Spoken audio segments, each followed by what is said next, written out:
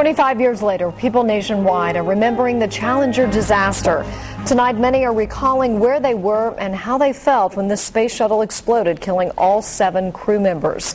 Eyewitness News reporter Marilyn Scherer spoke with a local man who remembers that exact moment. She joins us now from the mobile newsroom with an exclusive interview. We spoke with a psychologist from East Greenwich who specializes in brain disorders and chronic pain. He says a disaster like this creates insecurities in children and even in adults who witness it, an inability to forget. It was a moment in history as millions of Americans viewed the launch of the Challenger on January 28, 1986, when suddenly, 73 seconds after liftoff, their hearts sank because they knew something had gone terribly wrong. The nation watched the shuttle explode, killing its commander and 6 others on board.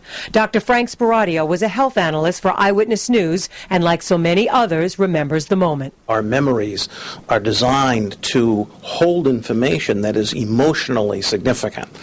So when you have an emotional experience, whether it's a tragedy or a trauma, our brains will not forget that information. He says the implications of the disaster were significant on many fronts. On board the shuttle was civilian and teacher Krista McAuliffe, whose role as astronaut captured the interests of many school children. It was very unfortunate because these children were expecting a wonderful, successful adventure, and instead they got a tragedy.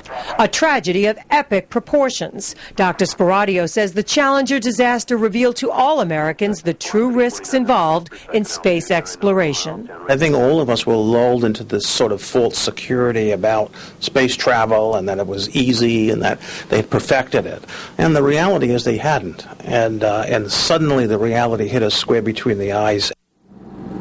And Dr. Sparadio points to 2 interesting parallels between the shuttle disaster and the sinking of the Titanic. He says in both those tragedies, technology or the failure of technology played a role, as well as the weather playing a role in both those disasters. Reporting live with the mobile newsroom, Marilyn Scherer, Eyewitness News.